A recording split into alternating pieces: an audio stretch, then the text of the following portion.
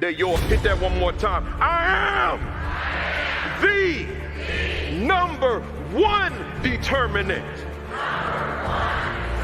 of the success or failure. Here we go. Of my students. Hey, y'all, you have a strong summer. Kick some butt next year. Thank you. Appreciate you.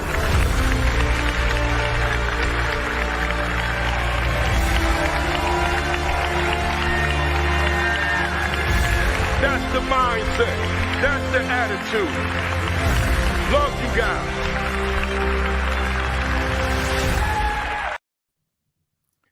And we are live. Good morning, good morning, good morning.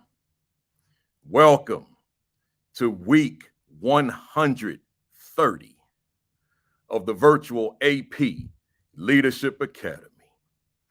Let's see who's on here. And I should also say on my 62nd birthday, right? So let me see who we got here so far. We got John Few in the building, DaKisha Payne, my man Demetrius Scott, one of the guests is in the building. Janine Wilkins is in the building. Donna Scherer Gant, Dr. Roz Gaskins, Principal McKeever Jeter, they're all here. We got my man Anthony St. John in the building. We got Vanessa Zeskin, Yolanda McKinney, Otis Kitchen II. If you didn't see his video, his interview with me, check it out. It's there. It was recent. We got Charlena Hadi, Renee Graham, John Hurix, Laura Meyer, Dr. Tammy Taylor in the building. We got Melissa Jones-Chunu, Darnell McElveen. Where we at? Lysandra Bracken's in the building. Angel Gates Woodard, Willie Lanier, Principal Sean Hurt, breaking it down earlier. And then Dr. Taylor, along with Sheikah Houston, who's right here. Dr. Sheikah Houston in the building. I appreciate all these birthday shouts. We got Derek Sanders, Todd Feltman, my man out there in the Bronx. We got Laisa Jordet. Where we at? Cynthia Farmer, Rashard Davis holding it down. Yeah, I see you, Napsy, Rashard. I might be doing my session, the virtual AP Leadership Academy live too. I forgot what we said, but I might be doing this live. But I'll be at Napsy. I'll be there on that Saturday. National Alliance of Black School Educators. We got Angel Gates Woodard, Arlette Johnson in the building. Good to see you, Arlette. Arlette and I had a chance to talk in Hartford, Connecticut last week. We got Dana Clark. We got Laura Meyer. I think it's Marquise Russell is in the building. We got Jared Phillips in the building. J.B. Mungin is in the building. My wife, the Queen, Kimberly Broughton, Kafele is in the building. She probably having breakfast. She'll be down here. We got, and Kim, I don't know if you got my text, but there was no air in here. But it just came on, man. I'm good. I was like, how am I going to get through this? Aisha Scott's in the building. Suzanne Elazaris Adam is in the building. Renee Graham, Terry Williams is in the building. I just had a conversation with Terry Williams in Houston the other day. Good to see you, Terry. Stephanie Gooden is in the building. Lisa DeBose Walker, Jeff Milner, Laurie Sewell Richards, my man Michael Moore in the building. We're going to hook up, Mike. I know you rapped with my mom recently, and we're going to rap too. I just got to get it done. You know my schedule is crazy, man. I got like people calling me this morning, and I couldn't pick up the way I wanted to because, I've been running, We got Lori J in the building. I know who Lori J is. I see you, Lori J. Good to see you this morning. We got D. Hughes Carter, Tara Pickett, Ronald Pugh in the building. My man, Dr. Marcus Jackson, he's here in the building. Tashara Smith King is in the building. She's going to be my guest later on in the year. Looking forward to that. Jacqueline Carter is in the building. Angela Jones is in the building. Jamal Wilkes. Jamal. I said Jamal Wilkes thinking it was like the basketball player. Some of y'all don't know who Jamal. Y'all too young. but that's somebody else. He's incognito, so I won't say who it is. But appreciate seeing you. That's right, Baba, my brother, Baba. Folks trying to call me Elder Kafele. I ain't elder nobody. Just call me Baba, right? Some of y'all like, what's Baba? Baba, you should read the post I put up this morning. It's just an African word that's used in many African languages across the continent, and it simply means father. It's a term of respect.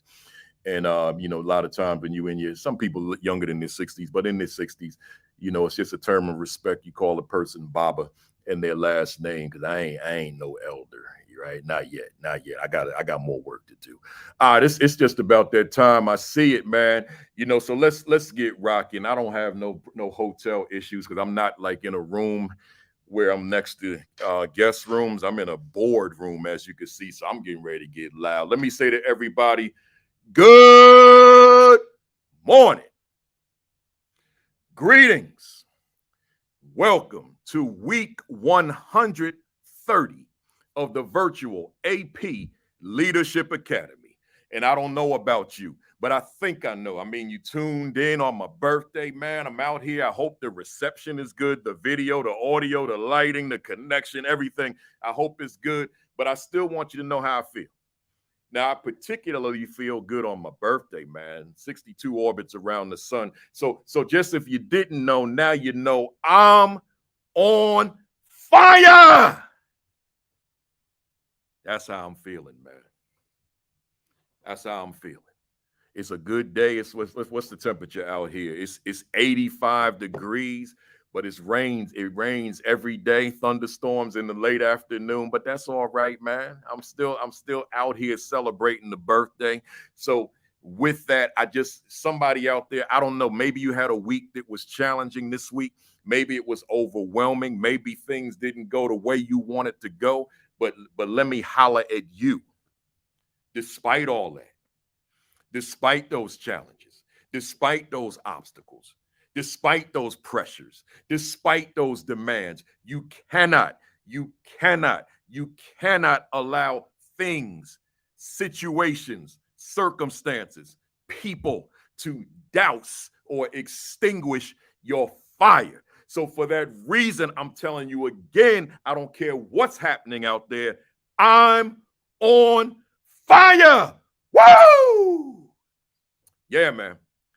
Birthday 62. Let me give you this quick commentary, this quick motivational that I do before we get started. Hit that share button for me. Hit that retweet button for me. Let them know we're here. I got 3 strong guests. We got all assistant principals because, you know, I can't just bring all the people whose names are on the marquee. Sometimes I got to bring some folks who's right in the trenches with you, right? Who's doing the work you do, particularly at that assistant principal level. So I got a first year, I got a third year, and I got a 4th year who are here with me this morning. So hit that share button, hit that retweet. And by the way, if you're a principal, don't think this AP Leadership Academy is not relevant for you because you supervise the AP and there could be some flaws, some deficiencies in that supervision. So the virtual AP Leadership Academy is not just for an AP or an aspiring AP. It is for the principal of the building. It is for the director of some department. It is for the assistant superintendent of whatever region, division. It is for the superintendent of schools. It is for the board members. It is for the commissioner of education. It is for everybody, but it's putting a spotlight on the assistant principal. But real quick, you know, I'm 62. I woke up this morning and I started reminiscing about my previous years professionally. And it was very specific to my years as a presenter, as a speaker. And I remember in 2004, so we're talking not too long ago, 2004, let's say 18 years ago, I submitted a proposal to ASCD so that I could deliver a breakout session. They gave me a huge 300+ seat room which was intimidating for me because my thinking, I wasn't intimidated by if 300 people came in. I was intimidated by the fact that 300 people are not coming in. Why would they come and see this unknown presenter, 300 strong, at this huge ASCD conference where back in them days, about 15,000 people in attendance? But to my surprise, it was standing room only, and they had to turn away hundreds. I've been riding that wave ever since 2004. That was, when we talk about a breakthrough, that was my breakthrough. 2004, New Orleans, Louisiana, at the Mark Muriel Convention Center, and you know where I'm talking about, Byrian Collins. So that was my breakthrough. I'm saying to somebody out there in my quick commentary / motivational message, keep your eyes open. Keep your ears open, because your breakthrough. See, sometimes we miss the breakthrough. We miss it. It's right there in your face, bam. And we miss it. We don't see it. We don't hear it. We don't smell it. We don't sense it, the breakthrough. So when that thing happened, I went through, bam. And I've been riding that thing ever since, man. So here you are, leaders. Your breakthrough might be, in the school, in terms of your role, but you got to keep your eyes open and your ears open so that you can see it and hear it when it comes, so that you can slide right through, right? So enough said, y'all. Welcome to everybody here to week 130. Welcome particularly to the first timers. Don't let this be your last time. Go to my virtual AP Leadership Academy YouTube channel and binge watch all the previous 129 sessions. I mean, it is stuff on there, man. People ask me all the time, you putting out too much free game, Kafele? Why you putting it out there like that for free? Why don't you like just go out and do what you do and get paid for it? I said, nah, man, that ain't how God be blessing people. God bless people when you give, when you teach, when you inspire, when you empower, and God come back at you, say, my son, I got you. That's how that worked, man. I ain't on here to preach no sermon, but I'm telling you, I ain't got no problem giving and giving and giving, because it comes right back. Just to be able to afford this vacation, that's a blessing right there, because it ain't like it's $100, right? So that's a blessing right there. Hey, y'all, I even brought along 2 books. You know I ain't going nowhere without these. If you don't have these books, the Assistant Principal 50, the Aspiring Principal 50, my question is, what are you waiting for? All these school districts use these, man, particularly this one. All these school districts, man, they training the APs with this book. Get yourself a copy. Get this too. This is for the AP, the aspiring principal, the new principal. You see it right on the cover, new and future school leaders. It's for you too. I'm rocking the Pittsburgh Crawfords today. I feel like Superman. Anytime I put on these Negro League jerseys, man, I feel like Superman. So the Pittsburgh Crawfords, I packed this and I brought it with me. And then I got my mirror. I got my little miniature bat, man. I come prepared, man. Let's go. I got some guests in here today. Let me bring them up here. Let me change that screen. And we get rocking and rolling here. Let me just change that. There we go. Hey, y'all, how you doing? Good morning to you. Good to see you. How you Great feel? morning. Good morning. Good morning. Good morning. Yes, sir. Happy Yes. birthday. Absolutely. Appreciate you. And let me tell y'all, these are all members of the virtual AP Leadership Academy. These are not strangers to me. These are not someone I looked up on the web and found somebody I want to bring on. These are people who've been rocking, man, been rocking out. And I said, man, you got something to offer to the audience here that checks in. So I brought them on. And then there's some others that are not on that I'm looking at on the thread. You might be next. Be ready for that phone call. Particularly, I look at some of the comments and I say, yeah, I got to get this person on here, man. So let's go. I got 3 bios, y'all. Let me read them quick because I got a lot. We got a lot of good conversation today. So number 1, we're going with Byrian, and if you all heard me saying her name a lot, and as a matter of fact, we expressed condolence to her for the passing of her mom just recently, and I've been calling her Byrian but it's Byrian Collins. Byrian Collins is a passionate and purpose-driven school leader with a commitment to changing the lives of each individual student who walks into the school, especially those whom the world may have already counted out. She believes that in order to lead a school, one must first know how to lead a people. So after serving as an elementary school teacher in New Orleans, she became a tap master teacher at GOP Prep Academy in Baton Rouge, Louisiana. She truly believes in her school's motto, for children to catch up, keep up, and move up, by educators meeting them where they are every day. Ms. Byrian Collins is now a third-year assistant principal, which we're going to talk about at GO Prep Academy. She is always excited about leading as an instructional leader to improve learning outcomes for every student by collaborating with the leaders of learning in the building every day and living in the classroom side by side with them. Her years as an educator and associate principal has been clearly defined and marked by leading with a love, a shared vision, and assurance through accountability. In other words, knowing that the needle of student achievement is moving. Her instructional leadership has been rewarded with consistent school-wide academic growth. Ms. Collins attributes her success to living in the classrooms with the teachers. She is a New Orleans Teacher of Excellence Award winner. She also received her master's in education from Holy Cross College. Her impact on education continues to be rooted in building the capacity of teachers and instructional leaders through daily support, and courage to always place herself in the seat of the learner. At home, she's the mother of an amazing 9-year-old who always has a why question about the universe. Good stuff.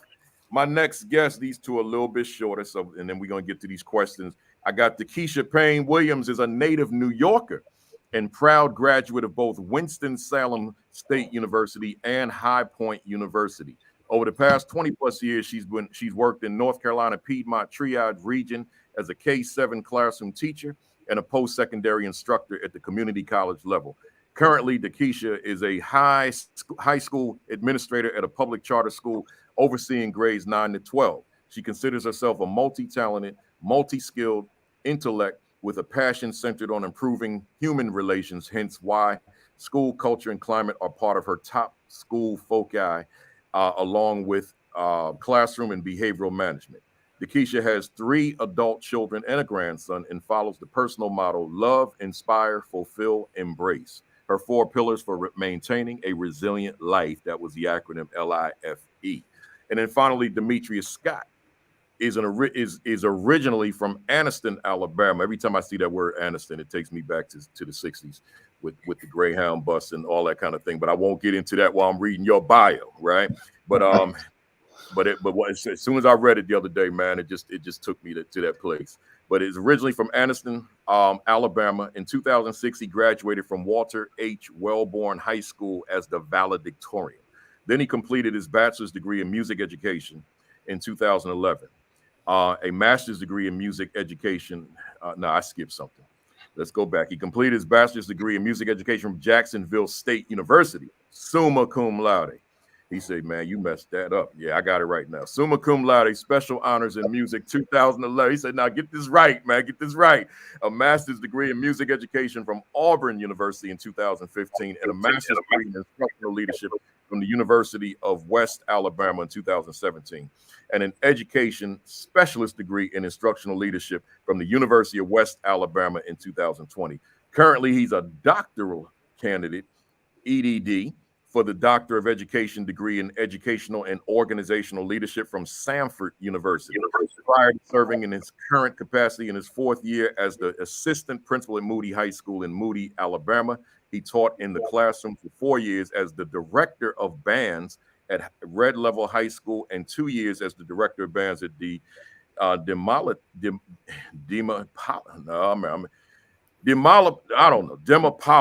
High School. His wife, Brittany, is a registered nurse in Ascension State Vincent's Network, and they have 2 sons, Rodney and Brenton. With that said, I present to you Byrian, Demetrius, and DaKisha. We're going to jump right into it, folks. Do me a favor, hit that share button, hit the retweet button. I got everything done, everything out of the way. I'm ready to get down. Here we go. As an educator, I'm going to Byrian first. As an educator, Byrian, who is Byrian Collins? Okay, I think I'm ready for this. I would say that I am a person who loves people. I'm a person who truly believes that love has to be the center of everything that we do. So I love serving students, I love serving teachers, and I truly believe that school improvement means people improvement. And that is why I do the work that I do. I do it so that I can change the narrative for not only my students, but so that I can impact my teachers and in return see a better tomorrow in our communities. Again, I love the work that I do. So, just in a nutshell, a person who loves serving others because I love people. Love serving others because you love people. That's strong. Somebody might need to mute, except when I call you up because I'm getting feedback on my end. DaKisha, who is, as an educator, who is DaKisha Payne Williams? Oh my goodness. DaKisha Payne Williams is this authentic, bold, brazen, in your face, behind the scenes leader, follower, the person that will remind you while you're in the building, the person that may remind you that this might not be your place. I am an inspiration. I try to be, at least. I am the person that people can come to. I am the person that will really just keep it real 100% of the time. I don't mind if that hurts your feelings, because truth is truth. And so we have to do what's best for us emotionally, psychologically, mentally, physically. And that means for the adult as well as the parent, the student, the entire building. So that's who I am, that bold and brazen person from the Bronx. You know, that happens. Yeah, the boogie down. I understand. And keeping it real. I understand that too. And I'm that same guy that I say it on this broadcast all the time. I can't fake the funk, man. I just can't do it. I gotta be my true, authentic self. So I can certainly appreciate that. Let's go over to Demetrius. As an educator, Demetrius, who are you? I always have fun following two great answers. So for me, I am that compassionate person who truly cares about students' education, and in trying to be that servant leader. Each and every day I walk in the building for the stakeholders that we directly influence. You made me think a lot about when you mentioned about Aniston, as far as the things that I went through growing up, and really trying to look at our population in our school, where we have around 10 to 12% African American students, and just trying to embody someone that those students would want to look up to, and someone that looks like them. So that's who I am. I never want to give up on a student, because they're the future. We're educators. We're here to serve. So I just continue to give everything that I can each and every day. I love it. And, I've said many times here, and I've said it elsewhere, that, I was very deliberate in terms of why I chose to go into education relative to the population I wanted to serve. I knew that they needed to see someone that looked like me. I knew they needed to know what I know, what I knew and what I know. And for that reason, I was very deliberate with choosing to go to Brooklyn and being around those young people during those years. Let me keep moving. Why'd you enter the field of education in the first place? I mean, the three of you are very intelligent, all these degrees you have, and still moving forward. Why education, and what continues to fuel your passion for the work that you do? And I should be putting an emphasis on the stress on the DA, right? So DaKisha, right? So yeah, I want to get that right. So, because I've been saying DaKisha, but it's DaKisha. If am I saying it right? Yes. Yeah. So DaKisha, that's your. How did I get here? Why? I am a legacy educator. So what that means is I come from the family unit that's what we did. That's what the women in my family did. My mother is an educator. Her sister was an educator. It just was in the family. And because my mother and her friends, I grew up surrounded by educators. I actually went to Catholic school, because that's what you did in the 80s in New York, if you could. But my mother worked in the public school system. So I got to see both worlds. I got to be a part of that private school as the for real minority. And I got to see what it looked like in that public school setting. Again, bold and brazen, transparent. this was not my path. Let me be very clear that education was not my path. When I went to school in 1993 at Winston-Salem State University, this was not my major. My major was business administration with a focus on marketing. I wanted to be in tourism. I wanted to be in corporate world. I wanted to travel. And then life happened. About 95, life happened. And in around about that same time, I switched my major. And ironically, Demetrius, I went into music education because I have a music background, piano and voice and dancing and all that. So I figured, you know what, life is happening. Ooh, I got to make some decisions. And so I switched my major to music education. And then I realized the market was not going to give me a job. So I switched then to elementary education, at which time my mother, because I was an out of state student, my mom and dad were like, look at here, listen, we sent you down there to graduate in 4 years and it don't look like it's happening. So I ended up sliding into elementary education, and that's where I graduated. I did not plan on staying in this field for 20 plus years. My plan was to, do what I need to do for about 5 to 7 and then go back to what I really wanted to do. And again, life kept happening and I kept getting tugged and I kept getting told divinely, spiritually, hey, I got a job. We got a job to do. We got a job to do. We got a job. Nope, I got something else for you to do. Nope, I know. So I actually left education twice. As they say, but it kept calling me back. And so this is where I am. And I got stuff to do. And I got things that I need to accomplish. So that's why I keep kind of staying around. That makes sense to me. I went to school for marketing, and here I am all these years doing this work. So it makes sense to me. Demetrius, how about it?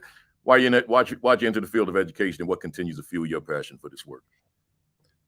So with DaKisha's story, that's amazing because, and you said something that hit home for me, music education, especially when you get out into that first job seeking role, it's tough.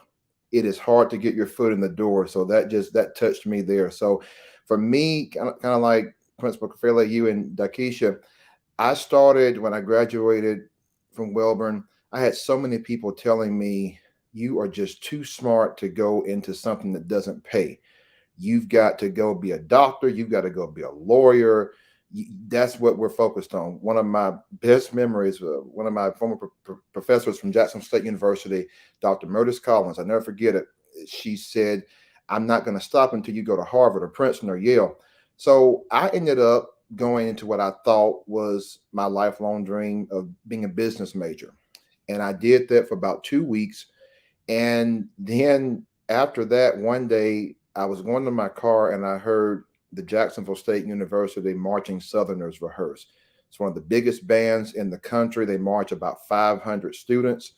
And so from then I was sold and I knew I had to change my major. So the next week or so, I went to admissions office and said, I've got to go into music education. For any music ed people on the call, you know that when you go into music ed, that you have to, at least freshman year, take a minimum of about 18 hours just to get done and graduate on time.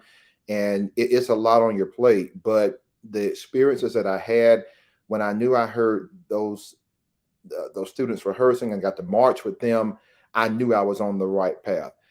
On going into what continues to fuel me, there's tough days, and I know we'll probably get into that, but when you get the students that you felt like they were lost, when you reach them, when you can get the supportive parents, when you can do something that it's not about the paycheck, where it's about just the inner sense of fulfillment. I tell a lot of my seniors now that they'll come every year and say, what do you think I should major in? I said, well, that's going to be your call, but I'm going to tell you this, don't do it because of the money, because there's people that make 6 figures that are miserable. So you need to do something that you are passionate in, that you love. And and anybody that knows, if you're in education, you don't do it for the money. Let's just face facts, unless you're this high-powered superintendent making 6-figure salaries a year or whatever. But that was my passion. That's how I started. And that's why mainly I continue to do what I do. Good stuff. Good stuff. Let me go to Byrian. Well, I enjoy those stories. DaKisha, I really like how you pointed out that you were actually reared in a family of educators, because that was the story that I wanted, you know. But to be honest, I didn't choose education at all. Education chose me. And I want to say it took place when I actually got in middle school. In middle school, I actually repeated a grade, and it was called 8.5. I was thankful for 8.5. It was a program that we implemented within our school so that scholars who didn't pass the state assessment could go on to the next grade. And I did not think that I was smart at all. But I remember one day I walked into the classroom, and in that classroom, there was a teacher, and her name was Chanel Branch. And she was teaching a math lesson, but there were no desks in the classroom. There were no chairs in the classroom. Instead, there was tape on the floors, and she was teaching a lesson on how to identify and plot points on a coordinate plane. And she said, but we're not doing it using paper and pencil. You're actually going to move around within the classroom to learn how to plot points on a coordinate plane. And right then and there, education for me was like honey. At that point, I was able to grasp what I hadn't been able to grasp all my other years in education, because now I had a teacher who had planned for me. And the home environment was much different.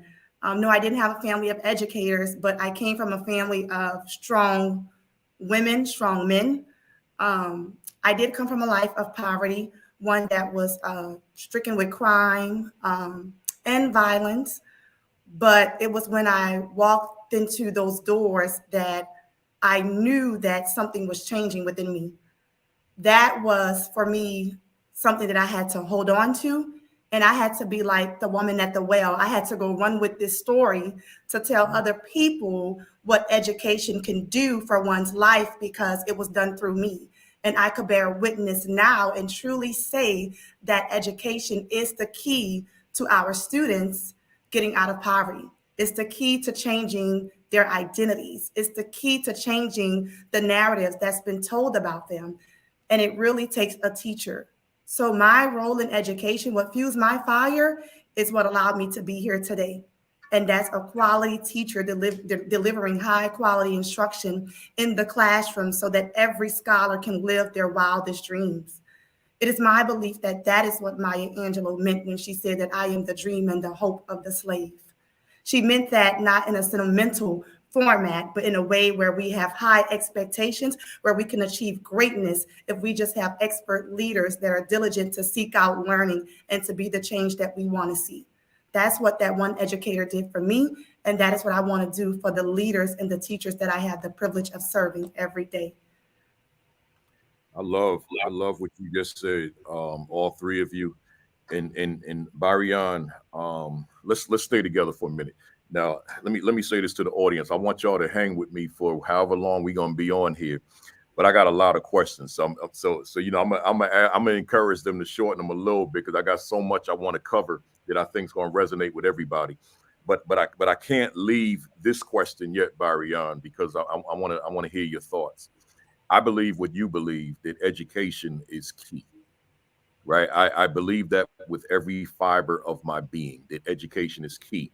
Now, sometimes when we hear that, people think we're just talking K-12 education, or I'm talking whatever education. If one went to trade school, I'm talking that education. If one went to vocational technical school, I'm talking that education. If one went to business school later on, you know, whatever it is, but it's that learning something. So here's my question to you, Byrian. Let's go back to K-12, and you and I believe that education is key, along with our other two guests. But as student, in fact, let's personalize it. I am the student.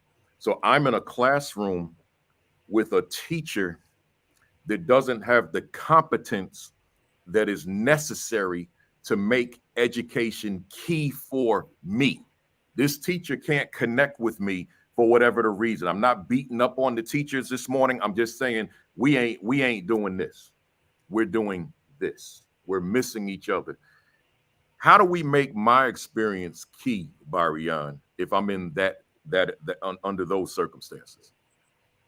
That's a great question. And guess what? Those are the kids that we're here for. And that's where the role of the assistant principal comes in. Because right now, I'm actually sitting in our data room. So guess what? I get to look at who those babies are every day. So when I see that baby that's consistently not performing at 80% proficiency and above, when I'm consistently looking at that data, I had the opportunity to say, let's take a look at that student work. And I sit side by side with that teacher to say, let's look at the work and see what is the scholar able to do and what is that scholar not able to do.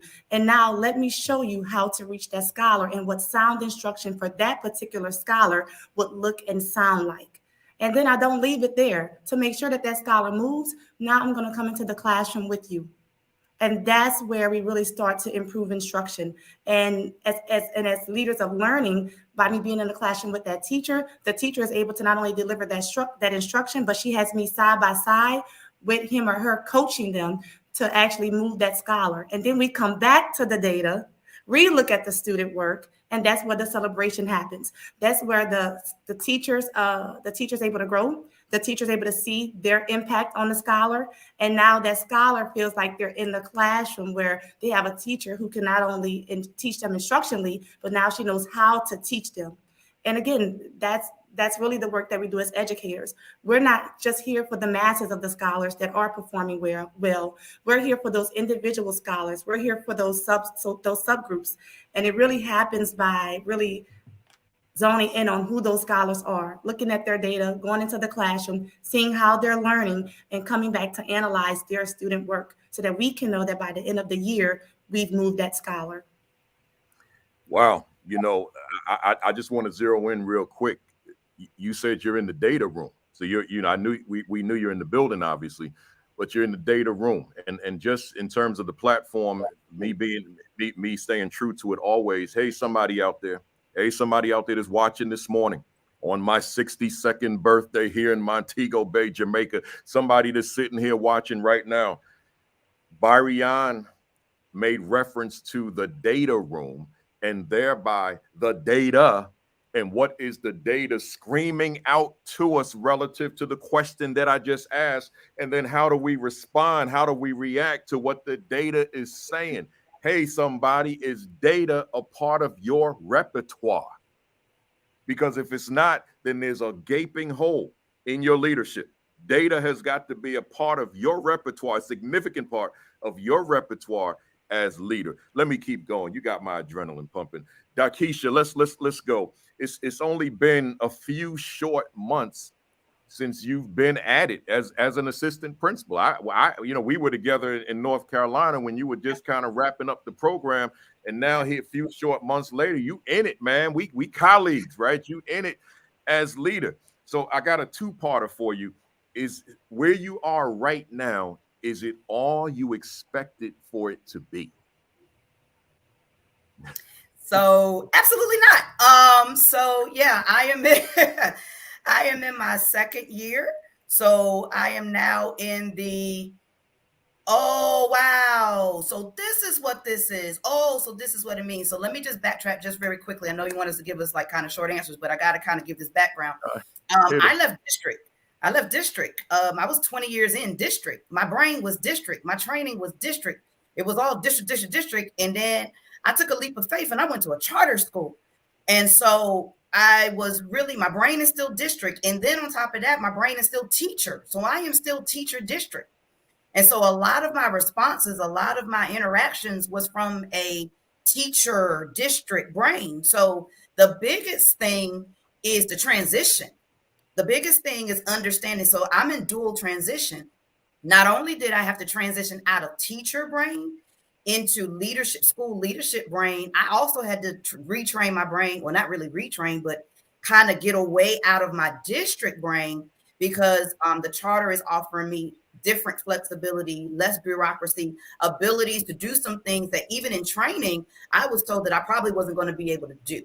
So it's been a roller coaster. I tell my board members till this day that it was the best decision I made. That leap was the best, and I am still smiling at work. I am still Yeah. smiling at work. So I don't know. A lot of people out there, you don't understand how important that is. A year and a half in, and I'm still saying I'm still smiling at work. So it's been a crazy roller coaster, and I am just happy to be there.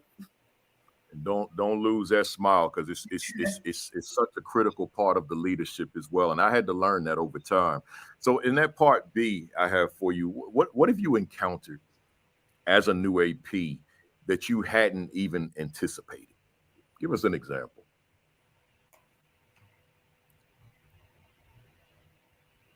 That's still for you, DaKisha. Sorry. Oh, I'm sorry. I thought you said Demetrius. Give me that No, question no. again. I'm sorry. Yeah, what have you encountered as a new AP that you hadn't even anticipated? Give us an example. Oh, I'm gonna be honest, but I don't know how to be any other way. I did not anticipate. Well, let me change that. I don't think I've encountered anything that was fully shocking so far. Nothing that has been fully shocking. However, I really, sometimes adults that act, I call them adolescent adults. Let me just say it that way. And so having to deal with adolescent adults, and insert kind of how you want to look at that from on your own. But dealing with adolescent adults, sometimes I really rather deal with the actual adolescents than the adolescent adults. Yeah, So like I said, nothing really shocking, but the adolescent adults kind of make my head twitch a lot, because they're supposed to be the adults. With you saying that, when I think back on my first years, that I didn't anticipate that, and I just didn't, even though I saw them as a teacher, as my colleagues, but there were some things I'm like, oh, so now I had to switch gears, that I got to be that guy as well. Right. And I include the parents with that too. Yeah, how about that? I'm gonna keep this thing flowing. Byrian, not only did you start your assistant principalship in the midst of a pandemic, but your tenure also started in the midst of a hurricane and its aftermath, right? Talk to us about how both of those experiences shaped you as a leader and the impact that they had on your overall leadership. Whew, that was a lot that we went through. Wow. I remember that year. That was actually my very first year. But you know what I remember? I remember interviewing with my principal, Mrs. Carter, and she told me in that interview, she said, you know what? We're going to be learning this thing together. And she meant that. So we had to quickly learn how to implement virtual learning. We had to quickly learn how to bring the parents into the school to show them how to access the virtual learning tools and how to support their scholars, and to make sure that we were monitoring student achievement and supporting teachers with instruction. We had to find a way to zoom into every classroom, still create a schedule, identify which teachers needed support, and at some point, every teacher needed support with the virtual platform, still monitor instruction, but I loved it because I knew that I was serving a great group of teachers and a great group of students who were going to be diligent enough to show up every day to say, okay, let's get it done. And some days it was hard, but that was okay. I remember that year we took the LEAP assessment, and Principal Kafele, the kids had been in school the whole year, and we called the kids in April to come into the gym to take the LEAP test. And I remember we dropped 4 index points in our SPS score. And I remember my principal stating, that's okay. That's because our kids were not in the building. Oh, but the next year, when the kids came into the building, we were rocking and rolling. We still had the same mindset. We just moved it to the building. And the only thing that changed was that now we were able to have the scholars at school every day, and we were able to make the instructional decisions to close the necessary gaps for the kids that we served. To be honest, a lot of our kids, they need to be in class. They need to be face-to-face with the teacher, because that's where teachers can individualize the learning to meet the needs of every learner. We can't have the scholars engaging in concrete pictorial and then abstract learning if they were at home, and then try to give them an assessment that's asking them how to analyze and how to critically think and how to solve type 3 word problems and how to create constructive responses. But in the classrooms, we get to show them what that good instruction looks, what it sounds like. And so the next year, let me just state that the next year, I can honestly say this year we have more than over 70% of the scholars who can read at basic and above and perform at basic, mastery, and advanced on our state assessment. We have more than 50% of our scholars who are proficient in math. And I attribute that to our scholars being in the classroom and us being able to build the capacity of our teachers inside the classroom. That's where the magic happens. During the hurricane, that was where relationships really played a big part. At that point, no one wanted to know what we knew. They didn't want to know what we were teaching. They wanted to know, am I going to be okay? Are the scholars doing okay? And it was incumbent upon us, even in the midst of the hurricane. I remember walking with my son in Dallas, Texas. I took a seat and I pulled out my cell phone to call my teachers to make sure that they were okay, to ask them if they needed anything. And during the loss of my mother, I remember that same love, that same service that I rendered to my teachers, they in return gave that same love to me. And it was no longer about instruction. It was no longer about the people that I served or the people that I loved. It became, this is about the people who love and also want to serve me. So relationships really matter. And in those tough moments, that's where you really get to see who you are as a leader, and not just dealing with instruction, but first leading with love. I like that. In those tough moments, you get to really see who you are as a leader, right? And I think that applies to so many of us, and that's why I keep this thing so handy. That self-reflection, that self-assessment toward making that self-adjustment towards self-improvement. Demetrius, your run has been interesting. It's been a roller coaster because you became an AP right before the pandemic, if I got my math right. And then you transitioned to AP in the heat of a pandemic. And now here you are where we're trying to get back to this normalcy. So you've been in all three phases. Talk to us about how you've been able to navigate this roller coaster ride and its impact on who you are as leader today. Sure. So before I answer that one, I got to say, DaKisha, if you have not experienced the shocking, it's coming. When you said that, I was chomping at the bit because I tell our staff all the time, there are things that happen in education that you cannot make this stuff up. So we're going to see, you're going to see those things. So we have to keep in contact. For me, my first year when I got hired at Moody was 2019. I was so excited to get closer to the area. I'm 45 minutes from Anniston. And so I remember leaving Demopolis and just being so ecstatic about that part of it, not necessarily music. And then all of a sudden, March 13th, 2020 hit. And that is when our governor closed the schools in Alabama. And so we had to now learn how to navigate in uncharted territory.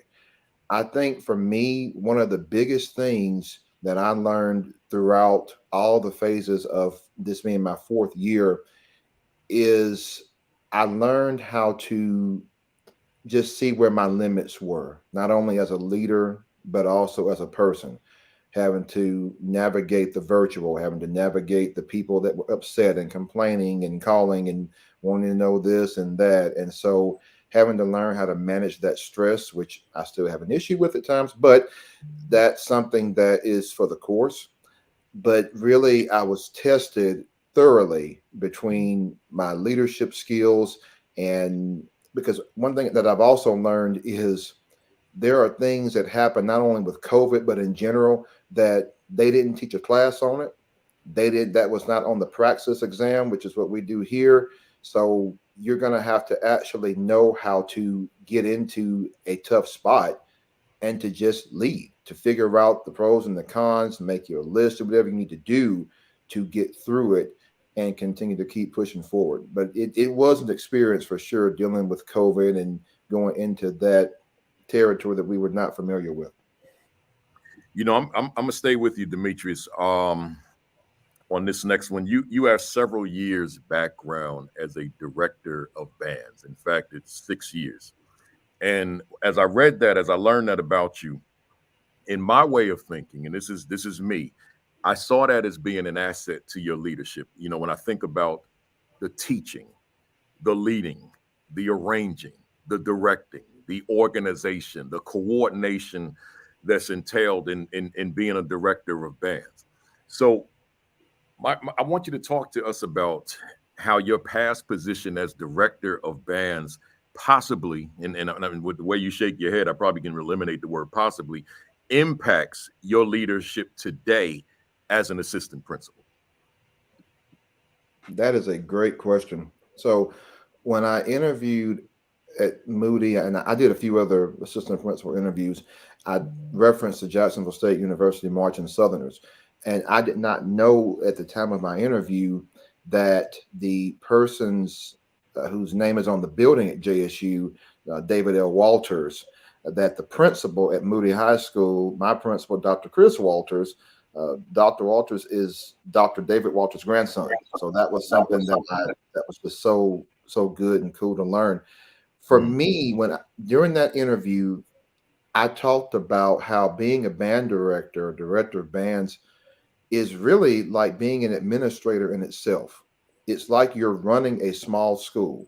You've got different areas as far as your auxiliary, majorettes, flags, dance line, all the different instruments that you're having to teach and learn and manage. And then depending on where you are, so in Red Level, it was a small 1A school. I didn't really have a lot of the resources, but I would never trade any of that because those 4 years taught me how to teach. And the people in Red Level to this day, I keep in contact with so many of them, their family.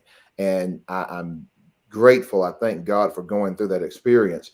Demopolis, it was a little bit different because I had a staff and it was a bigger program. So going from 1A to a 5A. So that was a big jump. But outside of the teaching different entities, then you also have the financial piece of having to deal with fundraising and all the money. You're dealing with band boosters and parents and whatever your area is, regardless of if it's a small band or a big band, the buck is going to stop with you. And when that band goes out, you're responsible. You're the one that's over the organization. So I reference that a lot in my interviews as far as the training that I've had being a band director, all of the fiscal stuff, all of the instrumental things, the teaching, the researching, having to figure out problems. This is what makes me a very, very good candidate that sets me apart from anybody else.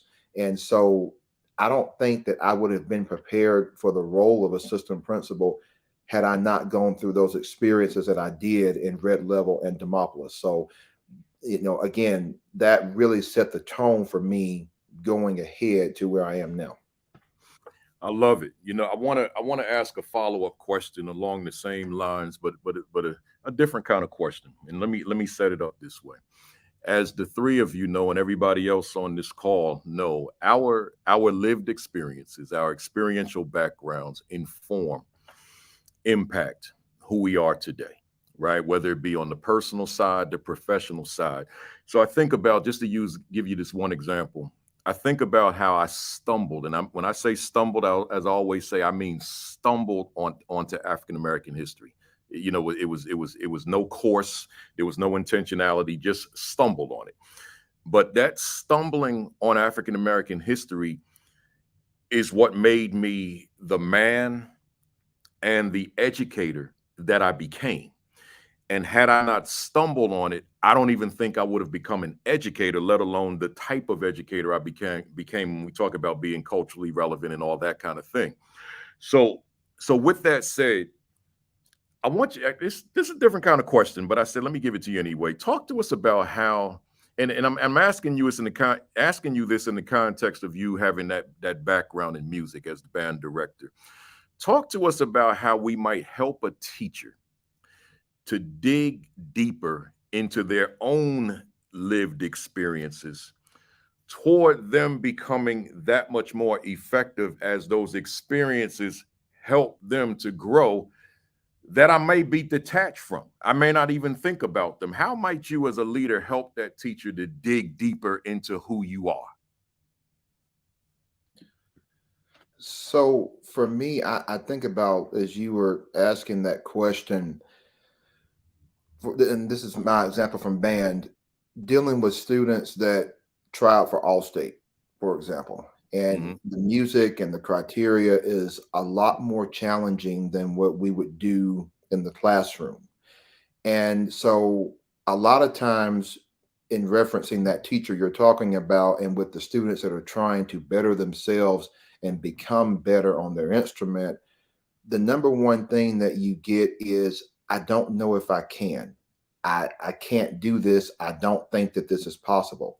And one of my jobs as a band director was in trying to give them strategies and help them get some of the skills that they needed to get to that next level. To me, it's the same as with the teacher. One, I had to show belief that I believed in that student, that they could do that, because if they were not where they were supposed to be mentally, then the task was not going to be happening. And so before we got to all of the logistics of it, I had to make sure that the students were able to know that I believed in them, that they could do it. The same with that teacher. As a leader, one of the things that I love is having those pre and post conferences, the observations, and we look at what went right, what we can maybe improve, what went wrong, but still knowing that, hey, I'm with you. We may have to address a few things, but you can do this. Remember your passion, remember that why. And one of my jobs is to help you improve with instructional strategies, and it's going to be fine. I think without that mental piece and that reassurance, all the strategies and all that, that's great. But we've got to get into mental piece of this, especially now with coming back to that normalcy, as you mentioned, from the pandemic. I love it. I love it. DaKisha, you spent the past 20 years plus working in a K-7 classroom teacher environment, in addition to as a post-secondary instructor. I want to focus on that K-7 no classroom teacher environment. Speak to the adjustments you had to make in transitioning from a teacher of children to a supervisor of adults, which was inclusive of evaluating the job performance of the adults that you supervise. What was that transition like?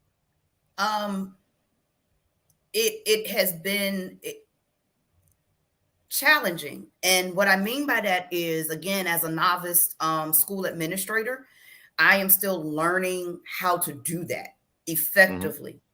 I'm still learning how to build that capacity with my teachers in the building, as far as making sure, or, having that opportunity for them to see me as the school leader, because it's just myself, one other AP who is also our athletic director, and then my principal. It is a small school. And then understanding that I did not teach as a high school. So I only had that K-7 experience. So I have middle school, elementary. High school is a whole different world. So kind of putting that all together.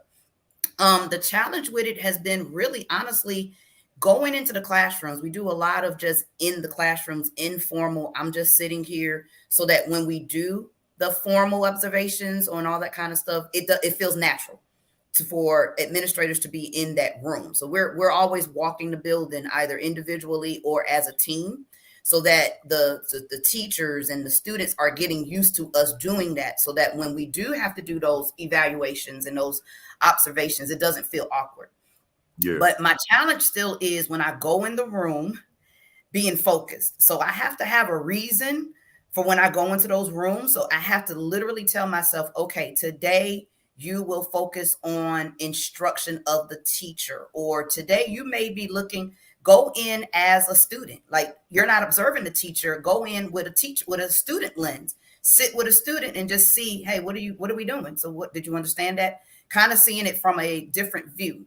So it's almost theatrical, because when I go in, I have to decide which role I'm gonna play. Am I going to be a teacher? Am I going to use teacher lens? Am I going to use administrator lens or my student lens? I even have times I have to use a parent lens, because I am one. and understanding, what would I tell the parent if they ask that, this is that and the other. So it's still a juggle. I'm still trying to figure it out. I'm still not really trying to figure out, but I'm getting comfortable with it. The confidence, building that confidence and being able to do that with fidelity and efficiency. I would dare say that was probably my biggest challenge in transitioning from, because here I started as an administrator, as an assistant principal in January, not September, not in the fall, but the winter. And so here I'm teaching 5th grade in December, and then in January I'm the second person in charge. So now I'm supervising and evaluating people who are much older than me, because I was still in my 30s, and who have been in this business much longer. So that, and to use the word that Demetrius used earlier, mental, I had to get past that mental.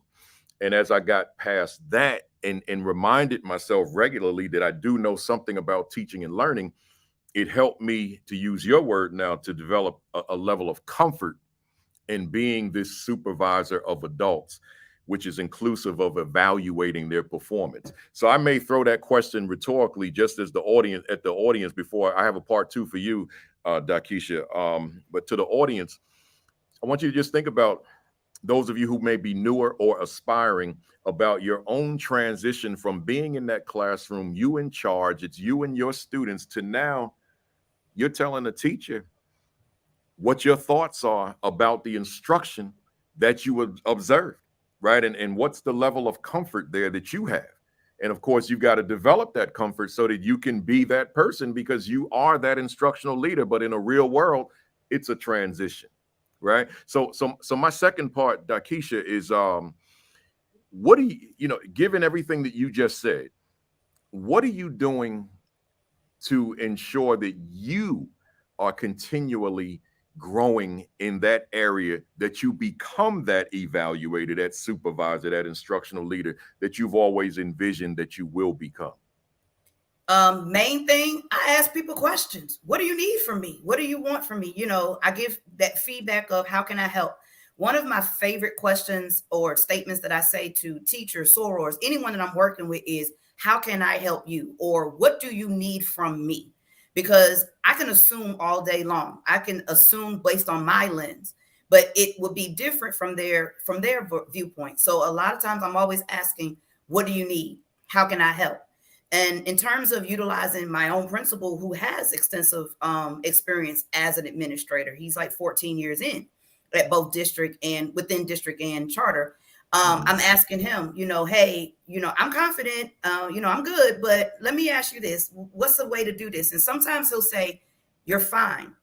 And I'm like, I'm not asking because I don't know. I'm kind of sort of asking because I need a confidence booster. Sometimes I need an ego booster, because again, I'm new and I don't, there is a fear factor of you don't want to do something wrong. And there's also having with teacher, again, that transition from that teacher brain to that leadership brain. As a teacher, I distinctly remember once I handed over an issue to administrator, I went back to my room. I minded my business. I did my day. And being able now to understand once it's handed over, it's it might be another 4 or 5 hours that we're dealing with this one situation because of whatever, like that time limit and that time zone. And so at that space, just asking questions of how can, and even after it's over, how did I do? What can I improve? So I'm always asking questions for improvement. That's vital. I admire that you, and it sounds to me, it's coming across strongly that you're hungry for growth and development in your own leadership. And that's what it's all about. Folks out there on the call this morning, that's what it's all about. You and I got to be hungry. You and I got to be thirsty. You and I got to be starving, right? To get better, right? We want to grow. And that growth is daily. Every day I want to be better than I was yesterday. That's got to be the mindset in the work we do. Byrian, it's interesting. Now, the compare and contrast you from DaKisha with the question that I just asked. Here you are. You started as supervising and evaluating virtually. Now, I'm gonna tell you, I got a lot of questions about how to do that, because of my role as a consultant. But the bottom line is I've never done it. And I don't have a problem being transparent with that.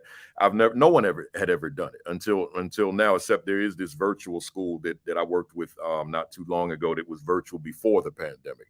But for the most part, we didn't know that world. So I'm asking you, as you're now in brick and mortar, and the supervision, the evaluation is the norm of what we know versus doing it virtually.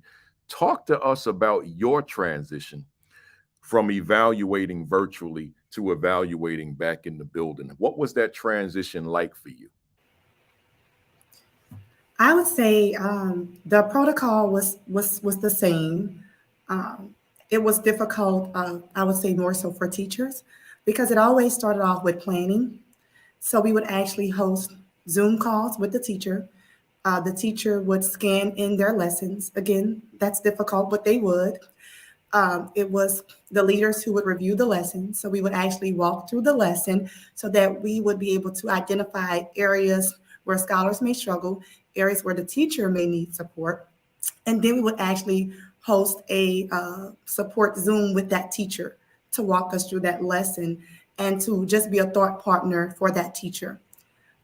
Next, we would go in, watch the teacher do that lesson, but the coaching piece wasn't there like it is in brick and mortar, where you can be side by side with that teacher, helping the teacher to implement that new learning for him or her to impact instruction.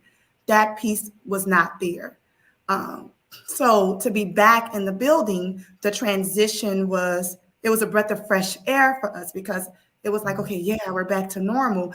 Now we can not only plan with the teacher, identify misconceptions, identify an area that the teacher may have not seen, and now go in the class with that teacher, not to observe, but to get our hands dirty with the teacher, to either model, to team teach the coach, and as I stated earlier, to come back and look at the student work to see the impact that it's having on student performance. Virtually, that piece was missing. Scholars doing exit tickets at the end of lessons sometimes was a hit or miss. But we did the best that we could with the best that we had. But again, brick and mortar made it so much smoother because we knew what the expectations were. We knew what our instructional framework needed to look and sound like. So the transition was easy, I would say. Okay. So with that, were there any silver linings with the virtual that has impacted you back into the building? And let me preface this by saying, as I've said on this platform before, I think that with the virtual reality, parental engagement has become easier if people understand how to use it, how to market, etc., to get parents on the screen as opposed to trying to get them into the building. So I looked at that as a silver lining. Were there any silver linings with you being that virtual supervisor that perhaps impacted your leadership in the building? I would say, number one, teachers saw that we were still committed to excellence. They saw that we still had expectations and that we were still going to hold the line. But they also saw that, I would say, we had to dig a little bit deeper to support our teachers, and we had to lead more with grace, but still accountability. If that makes sense. It does. It makes a lot of sense. There are some tools that we still use. For example, we love engaging with our families, where we still host sessions virtually for our parents. We still do our honor roll program virtually because we are a 3rd through 8th grade campus. But we also still welcome our parents back into the building. What we know is that now assessments from grades 4th through 12th, assessments are now done online. So really, virtual learning really pushed us into now providing instruction for our scholars using an online platform, because we know that that's how they're going to be assessed at the end of the year. So so we had to grow, and we had to grow quickly. But it really, I think, opened up our eyes to see that this is how we should be providing instruction to our students daily. So we made some changes with our instruction. Now we use more technology. Now we make sure that our assessments are done using the online platform. so that our scholars don't have to wait until the end of the year to now take a standardized assessment that's now online and they don't know how to use the tools. And So it really kind of helped us. Yeah. Yeah, no, that's good stuff, because there's that silver lining right there in terms of just the usage, the utilization of the technology. That's good stuff. That's good stuff. Look, y'all, I'm the rest of my questions I'm treating as a panel, and I'm going to give you all the same questions on these remaining questions. It's 5 more, but there's some like 3 and 2 and 4 parters, that type of thing. So we still got a lot to go, man. So let me stay with Byrian on this one. You know, Byrian, I when I think about, because I think about this platform rather frequently, probably more than I should. I think about it as much as I do my own work outside of my Saturday Academy. And, you know, when I reflect on what I talk about, what I need to talk about, I spend more time talking instructional leadership with my guests and even myself solo than anything else. So with that said, I'm thinking about you, the 3 of you now, as instructional leaders. And I want to ask you one individually. Byrian, how would you rate yourself now in real time as a new AP? You're still new, 3 years in, but you're still new. How would you rate yourself as an instructional leader right now? I'm going to rate myself through the lens of the teachers that I serve. They would tell you that I'm a 10. They would they Some may of them say, wrote it on when I promoted this. Some of them wrote on there that you were, you know. So yeah, on Facebook the other day. Go ahead. But what got me there was that I had the privilege of being a master teacher before an assistant principal. So I had the opportunity, DaKisha, to actually be that leader of learning. So as a master teacher, my role really involved going into the classrooms, first looking at the school-wide data, analyzing where is our school-wide struggle, where's the weakness in terms of our students academically. Then I went into the classroom to identify what that weakness looked like. Then I looked at the student data. And then as a master teacher, it was my job to research a valid instructional strategy that we could embed school-wide to improve student achievement. And next, I didn't just say, oh, we're going to implement that team, here you go. I next had to go implement it myself, just like a doctor, to see if this is going to put the bandage on that wound, to see if it was going to close the achievement gap that existed on our campus. And then I wasn't done. Then I had to take that to the leadership team, including my superintendent, and say, this is the strategy that we researched, this is student outcomes, strategy. Hey, it's moving children, it's working. Then I had to model it for the teachers, then go back into the classrooms to see if it was working. Right then and there, I learned, number one, how to grow people, because that was the area that I needed to grow in coming out of the classroom. So it was easy for me now to say, okay, I can move people now. So now I think I can step into the role as an assistant principal. But I did not step into that role until I had evidence of student achievement. My prayer was always for my calling and teaching to be made assured through student achievement. So I always wanted to be sure that the work that I was doing was impacting student performance, and that I could know exactly what the numbers were going to look like before the data came back at the end of the school year. And once I was able to really get that down pat, and it took about 3 years as a master teacher, that's when I said, okay, I'm ready to move on to being an assistant principal. So I was able to have that strong ordered step to just transition me on into serving as an assistant principal. So it was more comfortable for me to lead in that aspect as an instructional leader. You know, you just said something, right? You I've had some interesting discussions with folks about whether it's okay to not have taught and to just go into administration. And you know, you singing my song right now when you talk about, you said not only did I teach, but I wanted to do it at a high level as that master teacher, right? And you know, I just respect the answer, the response that you just gave to that question. It speaks volumes as to who you are, and it speaks volumes of your character as an individual. That's a powerful response. Now, I tell you, I got a 3-parter for you. So let me go to the second, and I'm going to give all the other 2 the same questions. What are the challenges, Byrian, or impediments toward you becoming the instructional leader that you desire to be? What are some of those challenges or impediments? And if they don't exist, just tell me they don't exist. Well, times are changing, team, and I'm going to be honest. We used to first have high expectations as to who we wanted to walk into the building, who we wanted to serve our kids. But the reality is that's not the climate that we're living in right now. Right now, knocking on our doors to teach children are sometimes a person who has never held a manual. It's a person who doesn't have an education background, who has never taught in the class. That is the climate that we're living in.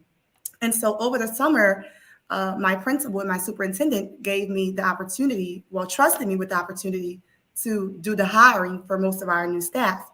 And at the door, we had to shift our focus. Our focus could not be on, do you have the skill? We had to tone that all the way down. Am I back? We back. Are we good? So we had to tone that all the way down and begin to say, you know what? We're not looking for someone who just has the skill. So today we just want to know, do you have the will? Because it's going to be the will and the commitment that you have that's going to make you show up every day, because every day isn't going to be easy. You're new to this. We're changing curriculums almost every day. We need someone who's going to have the commitment and the passion to seek out learning with us. And there are going to be days where the data does not align, but we need someone who's going to have the commitment and the passion to say, you know what? Let's sit back down, let's revisit it, and let's go back at it to see what's going to work. My team will tell you that I am a prisoner of hope. They're going to tell you she's not going to ever give up. Where there's a will, there's a way. We're not going to ever say students cannot learn. We're going to find a way around it. And I think that has been the most, not difficult, but the most challenging piece, because we do want expert leaders in front of our scholars. But the reality is we must create a culture and a climate where the ordinary can become extraordinary by building future teacher leaders who carry that same pedagogy and that same shared vision. So, what you just said was a good bridge into the third part of this question, that we do need expert leaders in front of our students in terms of teachers in the classroom. So what adjustments, and this, obviously these are personal questions now. What adjustments could you make, but questions for the audience to consider yourselves at the same time? What adjustments, Byrian, might you make toward your own leadership, right? Toward rendering you that much more effective for that teacher that may not bring that expertise that we're looking for that youngster? I have learned in being reflective, because sometimes I remember I wanted to be in every classroom. I wanted to be in every classroom supporting every teacher. But when you do that, you don't see impact. So I had to slow down and actually go back to that skill will matrix and identify who are my teachers that need the most support. And I had to actually live in that classroom with that teacher for some time until I started to see an impact and a change in student achievement, and also that teacher growth as well. So I would say, and that's still a need today. I still had that need to want to spend time with that teacher who I know needs the support the most. And because I know that that's going to result in the student performance as well. And that data. So that's still a need. I still want to spend time with that teacher that needs to support the most. But now, as I stated before, now on our campuses, we have a lot of teachers who need that same support. So that's still a struggle, wanting to be in that class until we can see the adjustments that we want to see that's going to impact student performance. Love it. Love it. Demetrius, how would you rate yourself right now in real time as an instructional leader? So I've got to say, Byrian, you have dropped just some jewels in what you just said. So that's so inspiring. For me, and I'm going to be totally honest and transparent, because I know that there's a few of my teachers from Moody on this call, and I'll be judged about this on Monday, but that's okay. So for me, I love this question, because when we look at our degrees, you either have one in instructional leadership, educational administration. That's a whole nother debate. But one of the deals for me is that it is tough dealing with the instructional leader part of my job. Our high school has 700 students roughly. It's one principal, one assistant principal. Some of my roles include full-time discipline, 9th through 12th grade, 504s, safety facilities, some aspects of technology. I have my CDL. Don't have a bus route, but I do have to help with driving every now and then, and just anything else. As in this job, one of the difficult parts for me is you can come in with a game plan, but the unknown of what you have to deal with is difficult. When you have an irate parent, when students start to act up, when the superintendent calls, when whatever the case may be. So I want to get into the classroom more and deal with more of the curriculum piece of it, but the time management deal of that is difficult, and it's something that I've changed some things around. And one thing that my principal has told me many times is that, you know, he and I are both in the same boat, and at the end of the day, you do what you can do, and there are things that we have to address immediately, but we are both trying our best to get out more, to be visible more. And the teachers, one thing that helps, they know what's on our plate. It's not an excuse, but they know that they see us working. They know that if we're not in their classrooms like we want to be, that there's other things going on that we have to address immediately. I love it. And you actually answered the second part of the question in terms of challenges and impediments. So let me go to the third part. What adjustments, therefore, Demetrius, could you possibly make to render you that much more effective as the instructional leader that you want to be? I personally think just one, things like this, reaching out to the professionals, the ones who have been in this field like you, and being able to network to try different things. Two, as far as clearing out your schedule, I believe on this call, Dr. Marcus Jackson, I think, talked about this, and when he was on here, as far as everybody in the office knows during this time, unless it's something dealing with the police or superintendent or my family, you don't bother me, because I've set aside this time to deal with being in the classrooms. Now, I know some of our schools in our district have a 9-month AP where that person will do admin work half the day and then teach half the day. So that's not something that we have as of yet. And we're still in the thick of it as far as trying to build a new school. And that takes up some time. But I just think that as far as trying to really manage, and one thing that I have to say, one of my good friends is on this call. She used to hold this position. Janae Gaines is one of the assistant principals at Homewood High School, and we talk about this thing a lot, because she was at Moody for 1 year and then she left, and she kind of helped me get into the mindset of how this was going to happen. But over the 4 years, I've just had to learn, at the end of the day, you're not going to get everything done. That work is still going to be there the next day. It's going to be on your desk. Nobody's going to touch it for you. So there are things that you just have to say, it's the end of the day. I'm not going to spend the night up here, and I've got to go home. I've got a family. I've got things that I'm doing. My life is not totally devoted to the building. So that's something else that has been key for me in making adjustments. Self-preservation, self-care. That's important. That's important. DaKisha, how would you rate yourself as an instructional leader right now? So last year, I came in again, finding my space. Where do I fit in terms of the skeleton, the skin, the culture of our school? Again, because I am at a charter school, a small school, it already had a fabric, it already had a culture. So coming in and learning what it was. So I was relatively quiet last year. Observed more, talked less, just to see where things are, because we are not a district-based school, we have curriculum flexibility. And so I had to learn that. I had to understand that. I also had to, again, going back to, I never had a high school experience as a teacher. So I just needed to understand the entire world of high school and what that looks like. I knew what I knew as an elementary based teacher, as a middle school based teacher, when it came to standards, when it came to PLCs, when it came to lesson plans.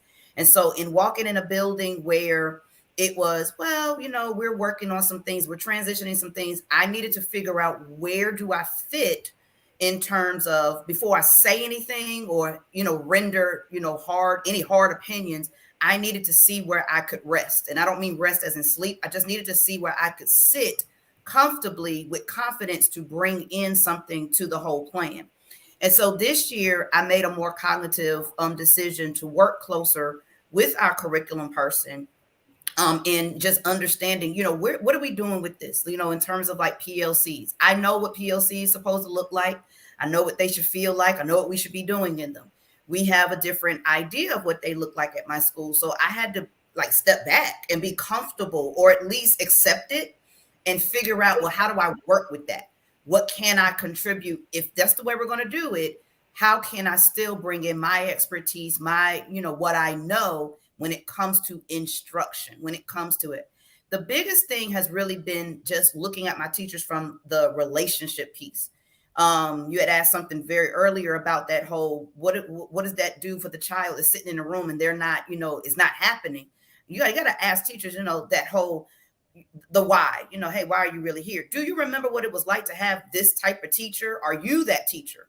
So really, going back to experience, their own educational experience. What were their likes and dislikes, and building on it, and then bringing that into instruction, getting them to understand, data, however way we want to say that word, getting them to understand what is the difference between formative assessment and an informal or a summative, and what is that like when we're doing a quiz, and what should a quiz look like versus an assessment. Are we doing benchmarks? What are we going to do with that information? I'm also was given the wonderful title of MTSS coordinator. So, and we are starting completely over. And so I have a meeting coming up this week, and I'm like, do y'all understand what this means? Like, we can't continue to ignore data. We have to have some cumulative, we have to have some kind of, disaggregated this data to figure out where we are. We can't just depend on teacher, because I'm not always confident about how they're building their assessments. So it's still that, where do I fit in? How do I contribute? What are my talents that I can contribute? And then from that, also figuring out where am I lacking? I love what you're saying, and particularly as it relates to the folks that tune in, right? Such good information, such good practical information for somebody that's just trying to figure it out, or somebody who's new to this broadcast, or to leadership. Good stuff, good stuff. You answered the other two, so I don't have to go through all the questions with you, but I got you in my sequence for the next one. So let's go. DaKisha, in what ways is your leadership and or your classroom experience enhancing the instructional practices of your teachers? Let me read that to you again. In what ways is your current leadership or your previous experience as a classroom teacher enhancing the instructional practices of your teachers? My biggest is, in the building, I've taken on that role of classroom management, behavior management. That's one of my favorite aspects of leadership. It was my thing as a teacher. I was that teacher that had the classroom in the most disruptive school, probably in North Carolina. We had gang activity. We had fights all the time. And then you come in my room, it was classical music playing, and it was sitting in their seats, and they were actually engaged, and people were like, "What? There's a war going on outside. Why is it calm in your classroom?" And again, going back to my number one thing, relationships. I had to learn my students. I also had to understand I wasn't going to connect with every student. So telling my teachers that, giving my teachers the allowance to understand that they're not going to like every one of their students. Sometimes in this field, we kind of make it to where, oh, you got to like them all. You got to love them all. No, you don't. So one of my things is I'm very big about, I love you, but I don't like what you're doing. And so building that with letting my teachers understand that I come from that thread of, I might have students that I really don't like, let's be honest, that I don't connect with, but I got to find something. I have to have a clean slate every day with that student. I cannot let what happened on Monday still impact what we're doing, our relationship on Tuesday. I got to let it go. I got to do the same with my teachers. I might have a teacher that does something that, you know, what WT, what were you thinking? The next day, the clean slate. And so looking at that and being able to bring that into the classroom, I do a presentation in the beginning of the year for my beginning teachers, but I also invite any teachers to come in to learn classroom management. There is a fundamental difference between classroom management and behavior management. Behavior management is all about relationship building. It's all about your classroom. That classroom management is literally, I had to teach teachers where to put a bookshelf. You know, how to utilize the space in your room to maximize learning. How to, you know, high school, someone asked in the thread, how is high school different from the other ones? Let me tell you, high school people don't decorate classrooms. You go in these classrooms, they look like sometimes asylums. I let them know that. There is a classroom with all of these white walls. It's not inviting. You have to invite them in. You can't say a word. You can't teach them. They don't care until you give them something to be, to look forward to. Students do not care how much you know until they know how much you care. Man, you said some stuff there. Let me just say this before I get to this part B, and then we go to Byrian. I found the same thing to be true, DaKisha, when I became a high school principal. Folks didn't understand that you need a room that's going to invite children in. I always say the difference between the high school student and the baby at the elementary is the high school student's taller, right? But they both need motivation, right? They both and what a source of motivation when I've got a classroom that's inviting and the walls are reflective of the very students that walk into the room in the first place. So that really matters. I love it. My part two to that it's a very close part two to what you just said. But in what ways, this is personal again, in what ways would you perceive that your leadership is benefiting the learning outcomes of the young people in your school? I think that's something I'm still learning. I'm still trying to figure out, if the Z and if I'm the A to a Z. I'm just trying to figure out where I am in that piece. My school has done well academically when we look at the scores and things of that nature. Even through the pandemic, we were one of only 2 or 3 high schools that showed growth, even through the pandemic. Granted, I'm new. So I'm still trying to figure out what impact does my presence, what impact does my leadership, what impact just DaKisha, how is DaKisha impacting said school in terms of academic success and in terms of what our school looks like outside, internally and externally. So I'm still learning, still trying to figure it out. I love it. And, I'm looking, I got to put Jacqueline Carter back here because she says something. Principal Kafele, this is worth gold. You hit it out the park with all of the interviews, but this one here, priceless. And, I'm highlighting that for this reason, because as having this platform, I'm always thinking, what's next? What's next? What am I going to do next? What, who am I going to bring on? What caliber of guests? All that kind of stuff. So to get that kind of feedback, that there's appreciation, not for the one with the zillions of books and all that kind of stuff, but for the one that's in here trying to figure it out, trying to get to that next level, and someone saying priceless. See, that's like DaKisha, you said data, right? So that's data for me. Good stuff. Let me go to Byrian with the same questions. Byrian, in what ways is your leadership and or your classroom experience enhancing the instructional practices of the teachers that you evaluate? I love that question. So I remember when I became a 3rd grade math teacher that the principal that I had the privilege of serving under, she trusted me to have autonomy in the class. She allowed me to teach the Eureka curriculum, but she allowed me to teach it in a way that was meaningful and fun for my scholars to hold on to it.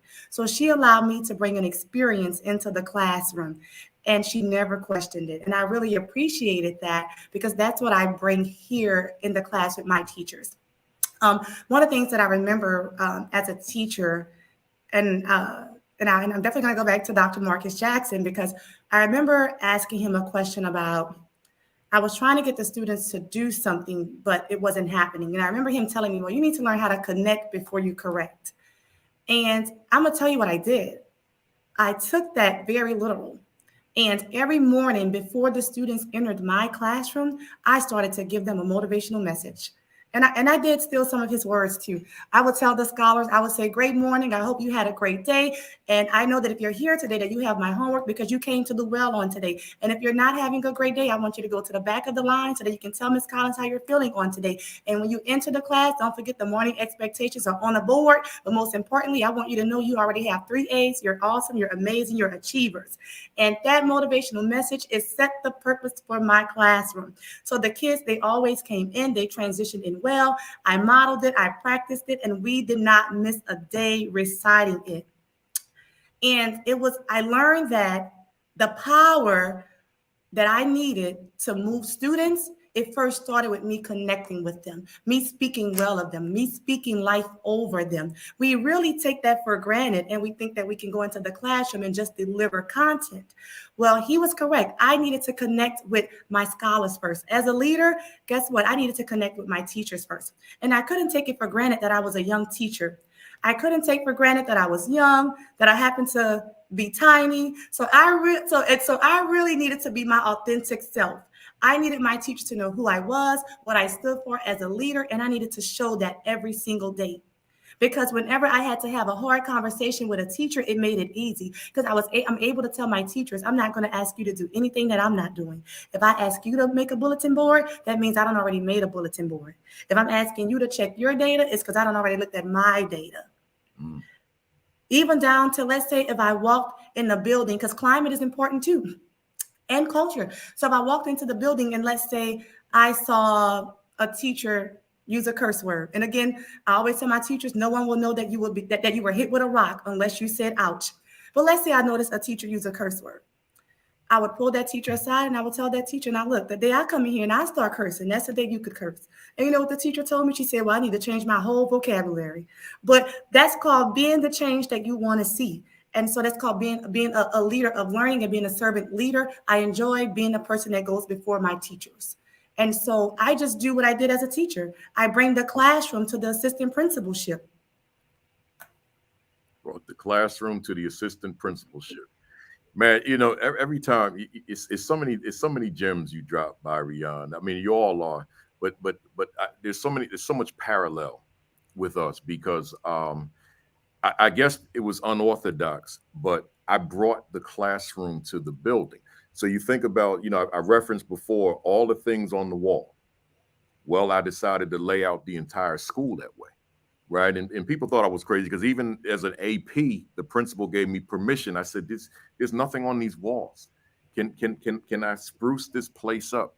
So I stayed there all night long as an AP, as a new AP, and just putting up stuff, and then encouraging teachers to put up stuff, not just in the classroom, but in the hallway, because I needed to bring it to life. So bringing my classroom into my assistant principalship, bringing my assistant principalship into my principalship. So again, those lived experiences we talked about before, impacting who I became later on. Good stuff. Good stuff. The part B. In what ways, Byrian, does your leadership benefit student learning outcomes? I would say that is my leadership. If scholars are not moving, then I don't need to be here. My joy is making sure that the scholars are moving, and my team knows that. So the impact that I bring is being in the trenches with my teachers, being in the classroom with them. As I stated before, it's team teaching, it's coaching, it's my teachers knowing that I'm championing for them. At our school, we only do 3 observations, 1 announced and 2 unannounced. So my teachers know, number one, I want you to be at your best. So I'm going to be in the classrooms with you. And so I would just say I'm no different from my teachers. I'm the leader. They understand that. But at one time, I remember my uncle told me, if you have to tell the people that you're the leader, then you're not the leader. But when you can actually see what you're modeling and your expectations, when you can actually see your scholars and your teachers doing that, and it's benefiting and it's impacting teaching and learning, that's when you know you're the leader. So I don't know. I don't know. It's like I do what my teachers do. I can't explain it. And again, I'm not going to ask them to do that which I'm not willing to do. So it's like it's cohesive. Understood. Let's go to Demetrius. Same question. In what ways is your leadership and or your classroom experience, in your case, the band experience, enhancing the instructional practices of the teachers that you supervise? Okay, so first I got to say, Jacqueline, thank you for that. That was really meaningful, and I'm just trying to keep up with Byrian and DaKisha. So that's just this has been good and awesome for me. So I got to be honest, Principal Kafele, you got me fired up about this question because it made me reflect on something that I need to just put out there. People that know me know I don't have a filter, so it is what it is. So one of the challenges that I had to endure when I became an administrator was having to prove myself as being an administrator. And so I had to deal with he's just a band director. What does the band director know?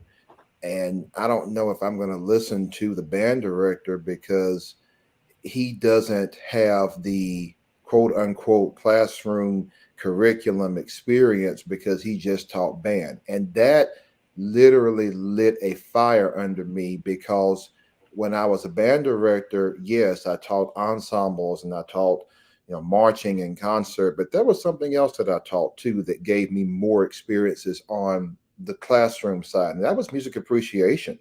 A lot of people think that, oh, well, and some people you put on the video, leave me alone, and it's just a BS class. That wasn't me.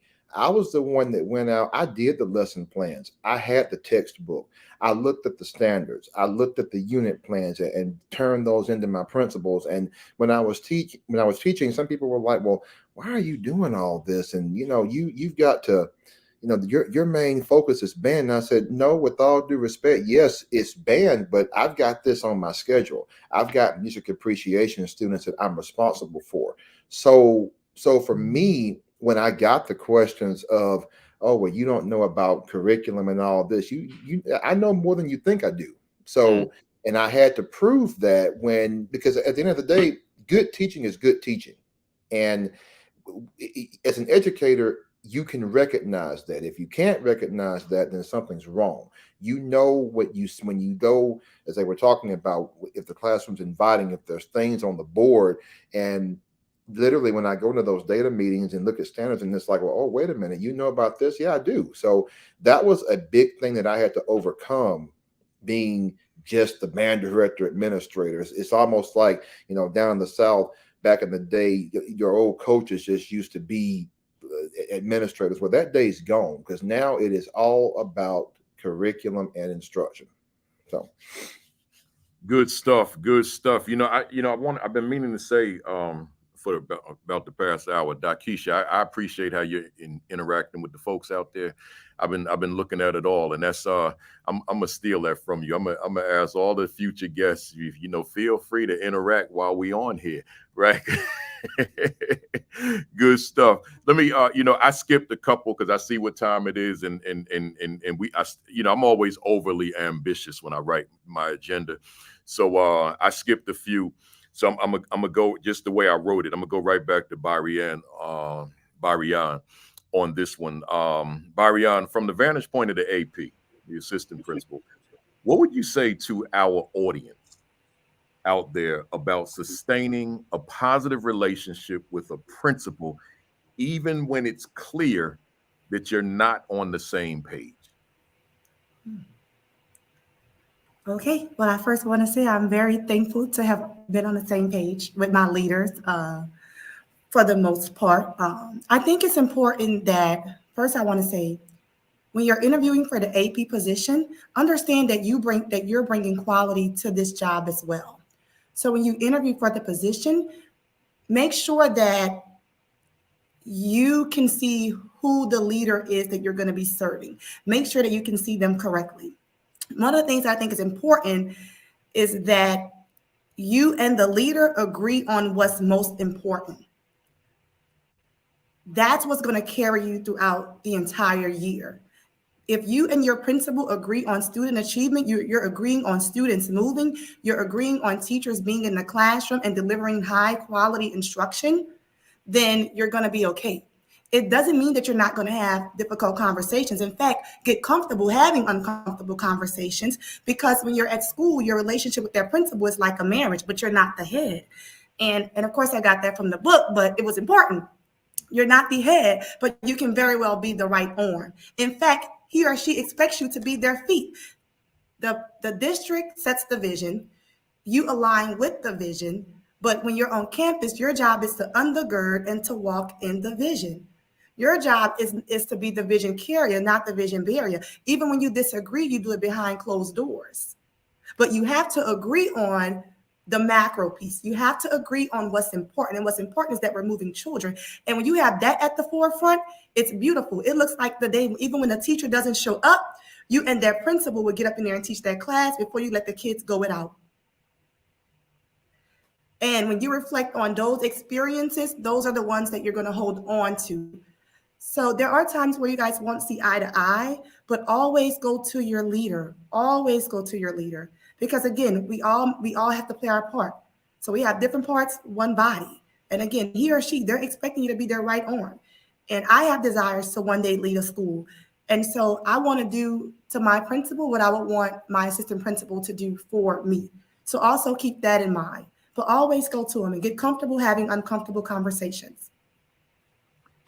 To somebody out there watching right now, you know, because there's always a reason why I write the questions that I write every week. You know, they're not random. You know, I try to make sure that I know what's going on out here and what people are thinking, what's challenging people, etc. So with that response, Byrian, that is the response. Right, that's the response, and that's why I asked the question from the vantage point of the AP. So you're not on the same page, all right, but you there to be the assistant to the principal, right?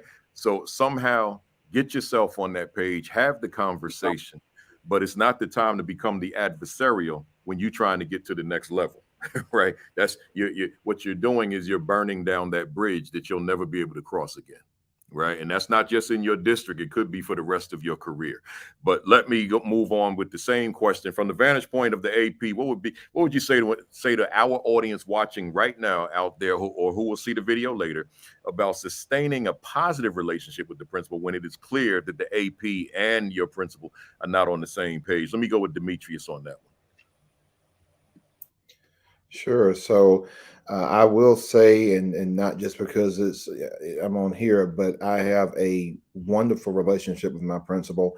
My principal is a science guy, and like yesterday, I was in an AP biology classroom and getting to interact, and we talked about that. But to add on to what you and Byrian were talking about, one of the biggest things that I've learned from my time as a band director and now being an assistant principal, if you are, especially speaking to assistant principals and aspiring assistant principals, one of the best pieces of advice I can give you is you have to know your role and you have to stay in your lane.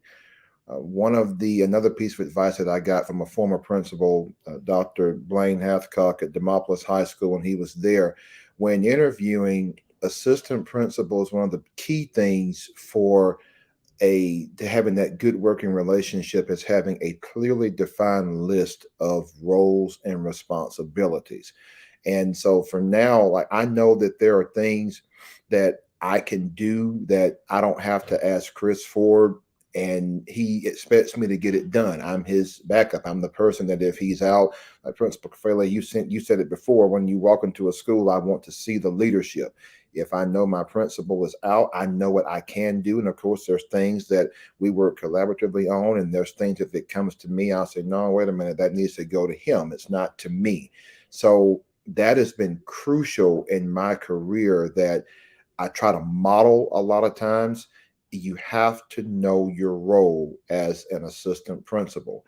And to me, going back, if you're not on the same page, then you're going to have to find a way to coexist and get on that same page. Because as we talked about before, the main role of the assistant principal outside of instructional leadership is to assist the principal. And like Byrian, I would want to one day become a building principal and to be that principal of a high school or so. But that's just the key thing that I can say, and I cannot repeat enough. And a lot of the students, they even pick up on that. And one asked me the other day, like, hey, you and Dr. Walters never have any issues. And the thing about it is, I'm like, yeah, that's true. Because when we open the door, we have to discuss things. We're on the same page. I'm going to support him regardless of whatever the situation may be. That is my role. It's my job. So that is how I would say that. And then something else, if you're an assistant principal that's having those issues, some of my teachers, we talk and say, you keep a little notebook of things when you become a principal to say, okay, I would like to look at this. I like this that I learned from this principal. I may want to tweak this from this principal, and you'll learn your own leadership style when you run a building. Love it. Love it. We go to DaKisha. Same question. You want me to read it again, or you got it? Please. Yes. Yeah. So from the vantage point of view, the AP, what would you say to our audience out there about sustaining a positive relationship with the principal when it is clear that the AP and the principal are not on the same page?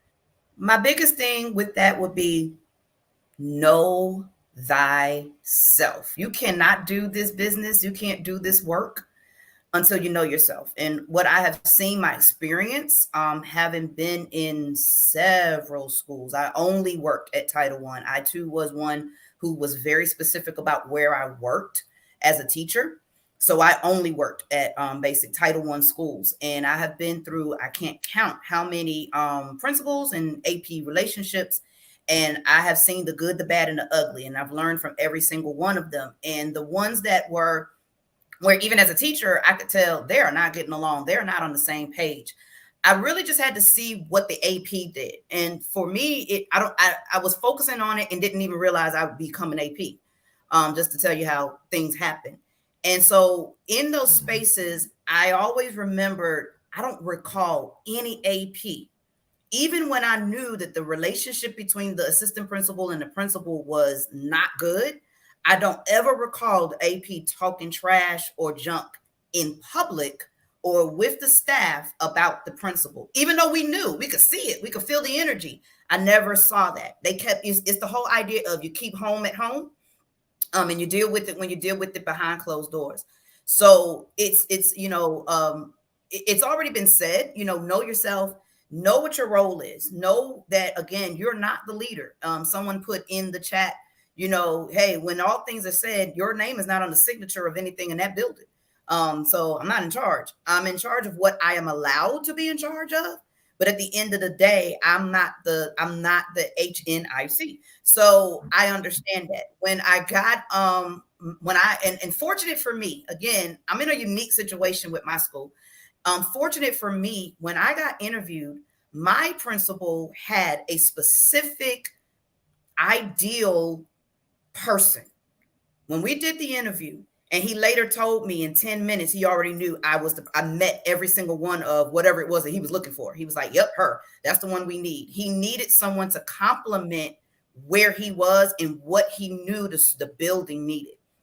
And so fortunately, I met all of that in the interview, and it was still a 2-hour interview, but he knew 10 minutes in. I don't know why it was so long, but, understanding, like, from a principal standpoint, know what you need. Know what your gaps are. Find that person that fills it. And then and the flip side of that is, as an AP, even if I don't say it, I know some of my where my principal, fill in his gaps is what I kind of say. I know that he does not really like technology. I'm the person. So if we're going to have a meeting, He's not going to do a Google Meet calendar invite. That's me. I don't ask him if that's my job. I just take the job. So he was like, oh, and then, he'll say, well, it's on your Google Meet, it's on your calendar. He said, I can't do that. I says, yes, you can. I believe in you. So just filling in those gaps and knowing how to make that relationship work. But the biggest thing, again, I'll say, really knowing yourself. And, it's going to sound crazy, but if it's not working for you, don't stay in a toxic space. You just have to move to where you're comfortable. And, a lot of people say, well, what about the children? Like, what about me? Like, if my self-care is very important. I have to be where I am appreciated, where I am seen, where I can do my work. And if I can't, then I have to leave that space. I love it, and I can relate with that technology piece. I had others that would do a lot of what I probably should have been doing myself, but and then the other thing is we were in a PC environment, and I'm a Mac guy, so there's a lot of things that I don't even know how to spell PC. I don't know how to turn on and off a PC. I'm a Mac guy. Hey, I got one more for y'all. One more, and we wrap it up with the BAM questions. I'm gonna stay with you, DaKisha.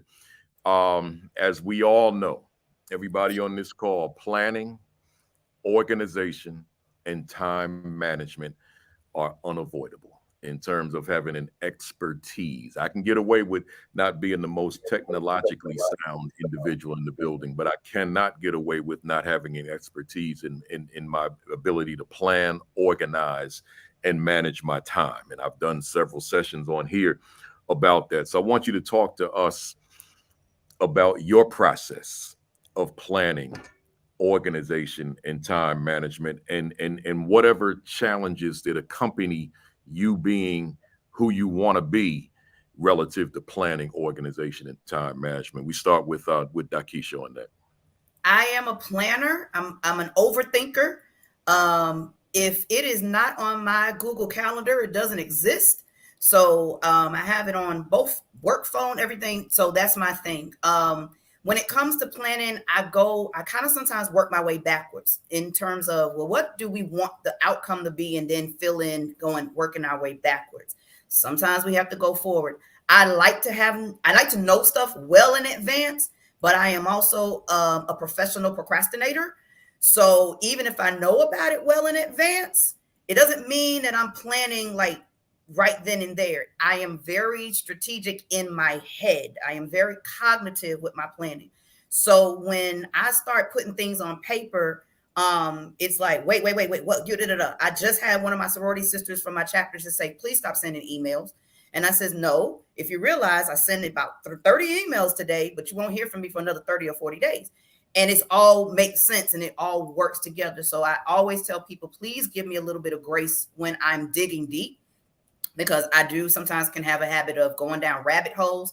But I like to be able to have things in planning, have things answered before they are even asked.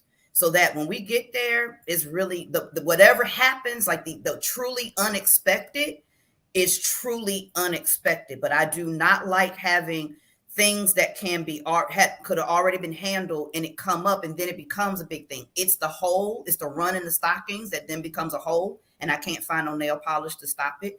So it's all of that kind of concept. So I am a strategic cognitive thinker and I'm also a professional procrastinator. I'm not sure how it always works. I just had a analysis done and I think executing was one of the categories and I didn't score high in that. But I scored very high in strategic planning. So, that's where I am. There you go. Have the answer before the question is asked. I need to repeat that for somebody out there. Let me look into my camera. Have the answer before the question is asked. That's powerful stuff in the context of planning, organization, and time management. Same question to Byrian. Do I need to reread it or you good? No, sir, you're great. Okay. So because we are 3rd through 8th grade campus, I always make a schedule. So from our leadership team meetings, once we decide what it is that we want to fix within the classrooms, once we have a meeting to show our teachers the new learning of how to implement that piece, I ground that in the schedule that I create in addition to my teachers' needs. So I create the schedule because it really helps. So on Mondays, I know I have data meetings. So I'll probably put that on my schedule, always 2 data meetings at least. But I also go in to observe my master teacher while she's field testing. I add that on my schedule, but then I also identify which teachers I'm directly going in to support in which content areas, because that was my refinement, not to be all over the place, but to really identify who am I supporting this week and what impact I want to see to bring back to the leadership team. I create that schedule. I stick to that schedule. I do my follow-up support with my teachers by the end of the week. I make sure that my teachers know what their follow-up support is. But the schedule just keeps me grounded. If I don't make a schedule, then I'll be all over the place in everybody's classroom, but never in the office. But I never want to be a busybody, and I always want to make sure that when I'm on campus and I'm intentional. And the schedule helps me to be grounded in moving our school and meeting the needs of the teachers. So I actually create a schedule with the teachers' names, and I block off the times every week. Powerful stuff. Good stuff. Let's finish up with Demetrius. Need the question reread, or you good? No, sir, I'm good. All right. I would say that, especially to my Alabama colleagues, as far as organization goes, reach out and look into some things by Dr. Frank Buck, former band director as well. He has a lot of good things out there for office organization. If you haven't checked out the I want to say it was a 3 or 4 part series that you did, Principal Kafele, you definitely look at that and take a lot of detailed notes from that. That was really, really helpful.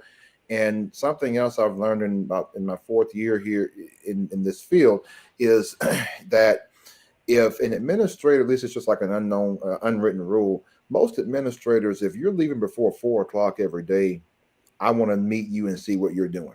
Because if you can do that consistently, then I don't know how you're doing. I'd love to see it. That's not to say that you have to always spend the night, but there's just things as far as dismissal and things that you have to do to leave, at least by 4 o'clock every day or so.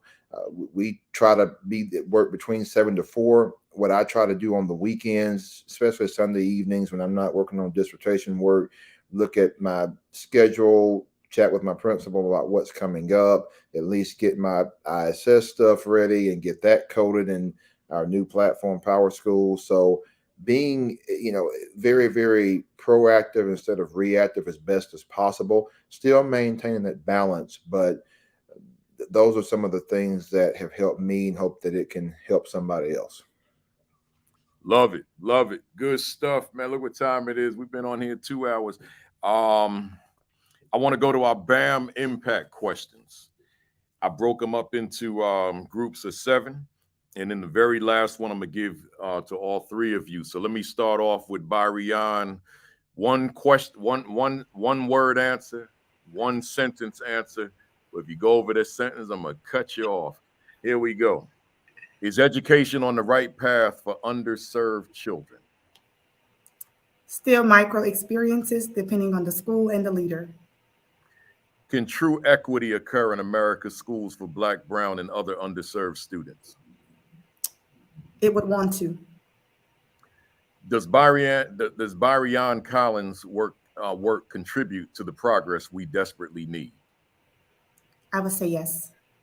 If you could do a reset on your life, would your line of work be different or the same? The same. Why do you continue to do this work? So many stories have yet to be told. What fires you up within the work that you do? Seeing students learning and teachers growing. What do you love about the work you do? Changing the narrative, seeing the needle move, seeing that our scholars are achieving at the same high levels as other scholars who have some of the same or greater resources than they do. Great stuff. Demetrius, what do you dislike about the work you do? Politics. Everybody. What has been your greatest victory in this work thus far? Aha moments from students. What was your greatest mistake in this work? That's a tough one. Not reaching out earlier. What has been your greatest challenge in this work? Maintaining and dealing with difficult parents. Are you proud of your first year as an assistant principal? Absolutely. and I'm gonna create one here in real time. Do you anticipate being proud as your first year in your first year as a principal? 100%. Who inspires you in this work? You, hands down. I appreciate you. I'm honored by that. DaKisha, what are you reading right now? Could be book, blog, article, anything. I am reading Caste. The author's name is escaping me right now, but I am reading Caste, learning about the caste system of America. What book would you recommend for our viewers today? I don't know. I appreciate that. I appreciate that. What do you want to accomplish that you haven't accomplished just yet? I want to be a billionaire. I want to be able to just see the world and with no limits and no, that. I hear that. Are you satisfied with where you are professionally now? I don't know if satisfied would be the right word, but I am loving where I am right now. What could you say to a viewer out there who continues to face closed doors? Keep pushing those doors, because the closed door might not have been the door you needed to have open for you anyway. What could you say to a viewer out there who's lost their fire? Find it. Stop listening to other people's passions and find your own passion, and be okay if your passion doesn't align with your family, your faith, your community. Be you. Love it. If DaKisha Payne Williams was a word in a dictionary, what would be your definition? I'd own the whole dictionary. Oh Jesus. Well, authentic, because it's tattooed on me, so I'll go with authentic. There you go. Byrian, same question. If Byrian Collins was a word in a dictionary, what would be your definition? I'm gonna say team. That's it, team. Team. And Demetrius, if Demetrius Scott was a word in a dictionary, what would be your definition? Compassionate. Compassionate. I love it. I love it.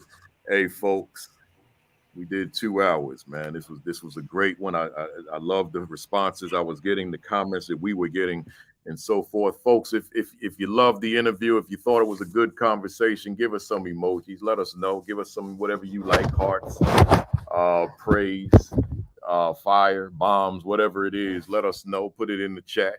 Let us see. Let us get that applause. The applause for them and for me. You know, I don't bring the big bat. I got the little bat. You hit it. Bam! Out the park, grand slam. Josh Gibson, who wore this uniform, 800 home runs plus.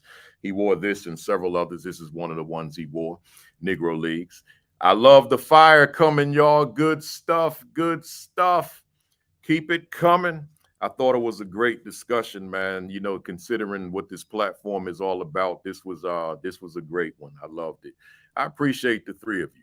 Appreciate you being on here. Appreciate you answering the call, and looking forward to seeing you again on here at some point as well. Let me go through the rundown. And matter of fact, someone may want to get in contact with you. Just real quick, Byrian, how do they reach out to you? I have a Facebook page. It's actually my name right now. And I have an Instagram, but I'm not really on Instagram, but I do have a Facebook page, or you can reach out to me through my school. If you go to one of our websites at Geo Prep Academy and just go to associate principal or our staff list, you'll definitely see my name. But Facebook would be the easiest. All right, DaKisha. Same thing. Facebook will be the easiest. It's my full name, and you can get all of me there. There you go. Demetrius. You can find me on Facebook. I'm on Instagram, Twitter. Also, you can reach out to me, Moody High School, via email on our website. So come check it out. I'd love to collaborate and continue to build this professional learning network. Beautiful. Love it. All right. Stay with me, y'all, until all the way through. Let me close out. First, everybody, thanks for being here as always. 130 weeks strong. I'm out here in Montego Bay on an island, but we kept that Wi-Fi going. And it's my birthday, number 62. but we keep it going. I don't stop this thing for anything. I'll be on location in Newark next week on Saturday. I'm doing I'm doing a panel discussion with the mayor of Newark, New Jersey, Raz Baraka.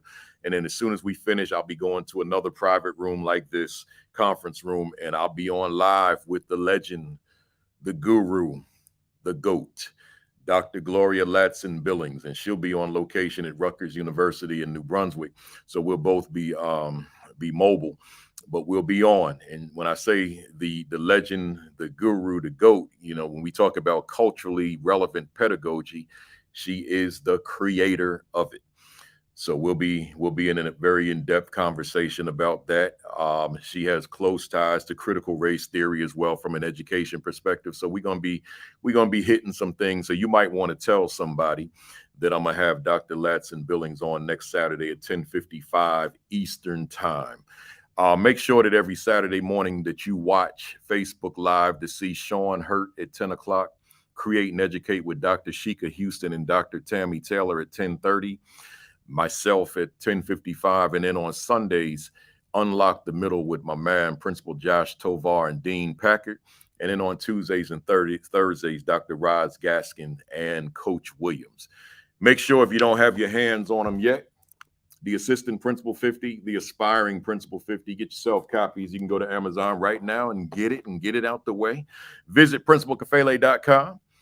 for all the additional resources, all that free stuff sitting right on the website. And also, if you want to book me, you know, I do this for a living too, y'all. So if you want to bring me on out, just go to principalkafele.com and take a look at my offerings and then send me an email and I'll send you my pricing and then we can make this thing happen. Subscribe to the Virtual AP Leadership Academy YouTube channel. Hit that little red button and then get all the videos there. 130 of them on there now, so check them out. Like and follow the Virtual AP Leadership Academy Facebook page. I write the commentary every Sunday, and yes, I'm on the island of Jamaica here in Montego Bay. Yes, it's my birthday, but guess what? I will have that commentary up by 10 o'clock tomorrow morning. So make sure that you like and follow that page so that you can get that commentary. And then lastly, your diet, man. Let me tell you something.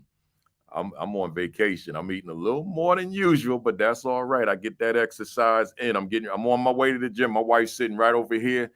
I'm getting ready to do my 3 miles, man. I'm getting ready to do an hour on that treadmill. So a little bit more than 3 miles for an hour, maybe 3.5 miles we do, right? But I'll get it in, even though I'm on vacation. COVID precautions, whatever's out there, precautions, take care of yourself. Other than that, I'll see you next Saturday at 10:55 Eastern Standard Time. Have a great week. Have an extraordinary week. Have your best week yet. Peace. Peace. Thumbs up. Cock that fist back all the way. Count the 3. 1, 2, 3. Bam! I'll see you next Saturday. Thanks for being here. Have an extraordinary week.